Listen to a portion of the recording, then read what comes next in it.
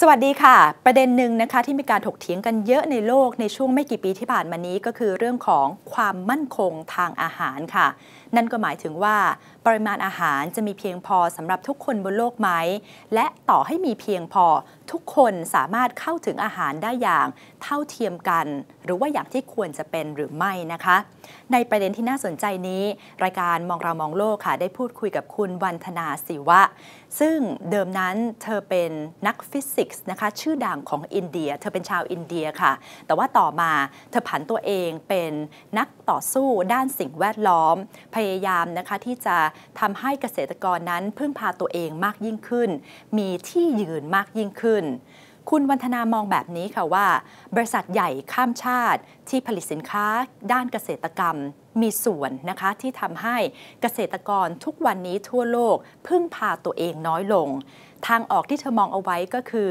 เกษตรอินทรีย์ค่ะเพราะเธอมองว่านี่คือการกลับไปสู่วิถีธรรมชาติซึ่งจะทำให้เกษตรกรนั้นพึ่งพาตัวเองมากยิ่งขึ้นแล้วก็ทำให้ผู้บริโภคนั้นมีสินค้าที่สะอาดแล้วก็ปลอดภัยด้วยทำให้โลกเหล่านั้นจะเติบโตได้อย่างยั่งยืนค่ะ Dr. Shiva, you graduated in physics, but how did you become an environmentalist?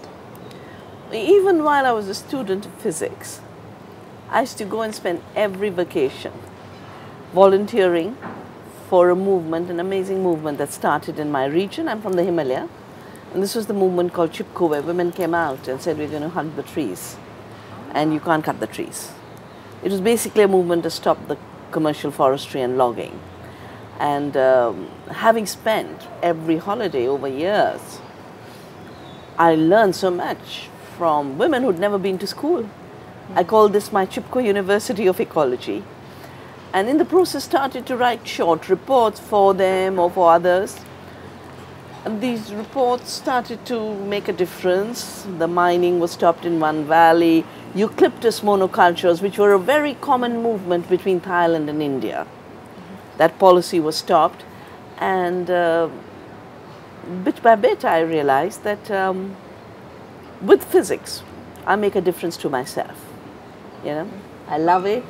I love to puzzle, mind gets stimulated, there's a lot of inner excitement, but with my ecological work, I serve the earth and I serve communities, and that's how I eventually became a full-time ecologist. I've been an ecologist forever, but I became a full-time ecologist.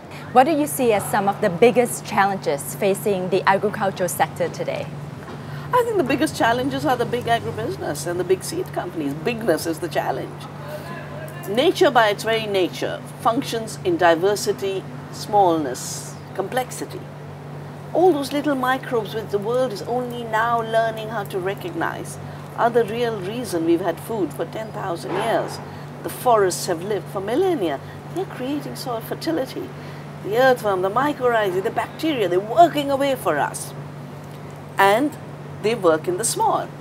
The visible factory is the explosive factory that produces synthetic fertilizers. We see that. We don't see the microbes. So we push fertilizers. Farmers have always saved seed. Most seed, all seed, comes from third world farmers. Today corporations would like to own and patent it. They're a threat to seed. They're a threat to our farmers. They're a threat to our food. That's why I started Navanya, to save seeds. So these big giants, the greed of big giants, the irresponsibility of big giants, who want to control our seed and our food and our health, are the big threats to agriculture. หลายสิบปีที่ผ่านมาวันธนามุ่งมั่นในการต่อต้านการล่าอาณานิคมทางอาหารของเหล่าบริษัทยักษ์ใหญ่ที่พยายามเข้าครอบงำวงจรการเกษตรเธอก่อตั้งขบวนการนวทัญญะซึ่งเป็นขบวนการเคลื่อนไหวเพื่อส่งเสริมความหลากหลายทางชีวภาพสิทธิเกษตรกรและการปกป้องรักษาเมล็ดพันธุ์พื้นเมืองวันธนามองว่าความหลากหลายทางชีวภาพที่มีอยู่ดั้งเดิมในธรรมชาติกำลังถูกทำลายลงด้วยการใช้เทคโนโลยีชีวภาพตัดแต่งพันธุกรรมหรือ GMO รวมถึงมีการควบคุมเมล็ดพันธุ์ด้วยการจดสิทธิบัตรโดยบริษัทยักษ์ใหญ่ทั้งหลายซึ่งนับเป็นภัยที่ร้ายแรงอย่างยิ่งต่อภาคเกษตรกรรม What is so wrong with GMO crops? Because they can help us feed the world. Why aren't the GMOs a solution to hunger? First, because they don't yield more. In genetic engineering, a gene is shot through a gene gun into the cell of a plant which has been bred by normal conventional breeding. The yield comes from the original plant. So if it's a hybrid, it comes from the hybrid. If it's a farmer's variety, it comes from the farmer's variety. The gene doesn't add yield. All it adds is a toxic. Second reason why it's not going to produce food. All they've managed is two traits. Herbicide resistance, so you pump more herbicides, and Bt toxin, neither of which are useful to humanity. But they're also not doing the narrow job they were supposed to do. Pesticide plants were supposed to control pests, herbicide plants were supposed to control weeds. They've instead given us super pests and super weeds. We produced a global report last year and gave it a title, The GMO Emperor Has No Clothes, because the three big claims of GMOs are now being proven to be false. First claim, more food. There isn't more yield. Second claim, control of weeds and pests. More pests, more weeds, farmers are using more herbicides, farmers are using more pesticides. Third claim, that it's safe. More and more independent studies show it's not. GMOs are also threatening independent, free knowledge and claiming, very falsely claiming through genetic engineering, they have invented the seed and therefore they can take a patent. And I sometimes joke and say, GMO means God move over. วันธนามองว่าการทำเกษตรที่ยั่งยืนที่สุดคือเกษตรอินทรีย์ซึ่งเป็นการทำเกษตรด้วยวิธีธรรมชาติไม่ใช้สารเคมีสังเคราะห์หรือสิ่งที่ได้จากการตัดต่อพันธุกรรมปฏิเสธการปลูกพืชเชิงเดี่ยวหรือการปลูกพืชชนิดเดียวเพื่ออุตสาหกรรมอย่างเช่นการปลูกข้าวโพดอย่างเดียวจำนวนมากจนล้นตลาดแต่เน้นการปลูกพืชที่หลากหลายแทนเพื่อระบบนิเวศที่ยั่งยืน So you advocate organic farming is that right Very much Can organic farming feed the world The only way we can feed the world because the lie of monocultures feeding more is based on only measuring a commodity that goes to the market. So if rice goes to the market, you measure it. If it feeds the people, you don't really measure it. If it circulates inside the community, because the very measurement of growth and the measurement of yield is that which leaves what they call the production boundary, the household.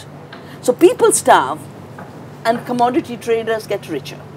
But in the case of genetic engineering, look at the figures. More than 75% of the US soya is now genetically modified. Is it feeding the world? Only 2% of soya being cultivated in the US goes for human food. 70% goes for animal feed. Another 28% goes for biofuel. Commodities don't feed people. And that is what we have to recognize. A commodity production system with huge toxics is a planetary destruction system. 75% of all damage to the planet is coming from industrial, chemical, toxic agriculture. And hunger too, the 1 billion people hungry, half of them are farmers. Why aren't they eating? If they grew a rice or grew a corn, why aren't they eating? They grew it with debt. They borrowed for the seeds and the chemicals. They sold what they grew and starved themselves. This is not a food system. Only organic farming can feed the world. But we have to measure food production differently. Not the yield of single crops, but the output of whole farms.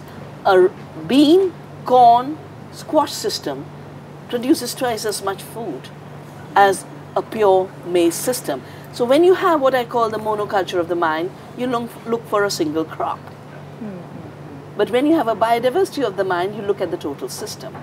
And the United Nations has recognized that only agroecological system where we feed nature, the soils are fertile, we have lots of diversity on our farms, farmers have a lot of knowledge about what they're growing, that system has 2, 3, 5 times more yields and output than the industrial system can. So we have to go organic both for health reasons as well as for the benefit to the farmer, because the farmers are spending on this useless money and consumers are getting cancer because of the toxics in the food. Planet needs toxic-free agriculture, farmers need toxic-free agriculture, consumers need toxic-free agriculture. That's why organic is the only way to go.